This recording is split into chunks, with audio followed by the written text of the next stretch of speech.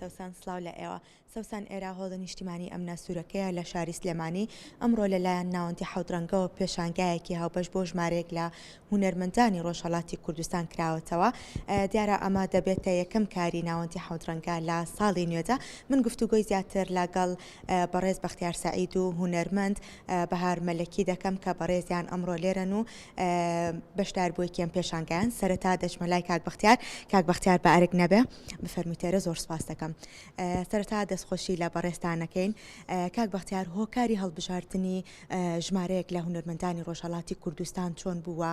چۆن بوو پێشانگایەکی لەم شێوەیەت کردەوە لە شاری سلێمانی دیارە بەرنامە ڕێژی ئەم پێشنگایە بۆ چەند مانگێک پێشێستا کڕێتەوە کە بەرنامەماندا نبوو لەو دەمەی کێمە پێشنگایەکی فۆتۆگرافی ببردبوومان بۆ شاری سنە هەلو کاتەوە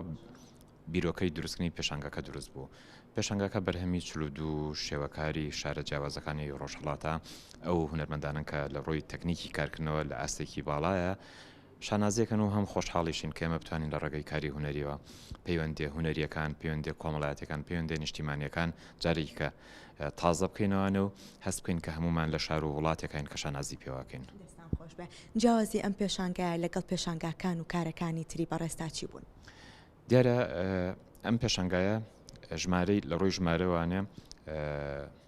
شێوەکارانی شارە جیاوازەکانی ڕۆژهەڵاتی لە خۆگرتووە پێشنگەکانی تر کەمتر هونەرمەندەکان با بڵێن لە ڕووی نیگارکێشیەوانێ لە شارە جیاوازەکان بوو بەشێکی ئەو هونەرمەنداران بوون کە فارز بوون لە تارانیان لە شارەجەکانی ترەوە هاتبوون ئێرە ئەم پێشنگایە باشترین هونەرمەندەکانە کە لەو شارانە کارەکەن و ئەمڕۆ لێرە هەمومان پاش چەند ساعتێکی کە ئەتوانین بڵێن دڵخۆشە بین بەکردنەوەی پێشنگاکە خۆش بێ بە هیوای سەرکەوتن و بەردەوامی بۆ بەڕێست و ناوەندی حەوتڕەنگە و هونەرمەندان بەڵێ سەوسان ئەمێ گفتوگۆ لەگەڵ خات و بەهار بکەم کە بەڕێزیان بەشدار بوویەکی ئەم پێشانگایان خات و بەهار ئەم کاتت باش بفەرمیتێرە زۆر سپاس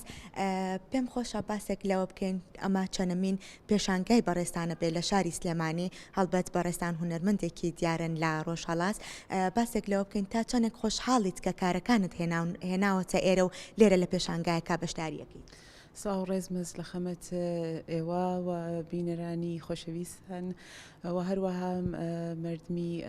ڕۆشنبیری سلێمانی ئەمە یەکمین پێشانگای گروهیە ئێمە لە شاری سلێمانیە ئەم پێشانگا بە 41 هۆنەرمەند و 67 ئەسەر بە هاوکاری ئەنجومەنی هۆنەرهای تەجەسومی پارێزگای کوردستانی ئێران و ناوەندی هەفرەنگی سلێمانی و بە تێکۆشانی کاک بەختیار سەعید ڕێکخراوە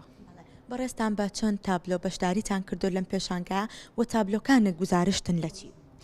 بە دوو تابلۆ بەشداریم کردووە و لە ئەسڵا کارەکانی ئەسەرەکانی من دەورێک و شێوەیەکە لە محتەوایك لە ژن و سوژەی ئەسلیە من ژن بووگە کە لە زەوایای مختلفەوە بەڕستیم کردگە دەستان خۆش بە خات و بەهار تا چەنە گرنگە هونەرمەندانی بڵین دەرەوەی کوردستان هاوبەشی بکەن لە بینی کارەکانیانە کەواتە ئەم پردی پەیوەندیە بۆ هونەرمەندان بە گرنگ دەزانی کە شارەزای کارەکانی یەکتر بن و ناسینی یەکترینی هونەرمەندەکان بۆ ئێوە تا چەنە گرنگە بەڵێ زۆر مهمە چۆن ئێمە بە عنوان هونەرمەندگەلی شێوەکاری پارێزگای کوردستان شاید شناختمان نەبێت لە هونەرمەندانی سلێمانی و توە وڵاتەکانی کە کاری هونەری دەکەن بەڵام زۆر باشە کە یەکتر بناسنین ئەسەرەکانی یەکترین ببینین و ئەمە بەردەوام بێت و بتوانین بێکۆ لەگەڵ یەک هاوکاری بکەین دەستان خۆش بێ بە هیوای سەرکەوتن و بەردەوامیتان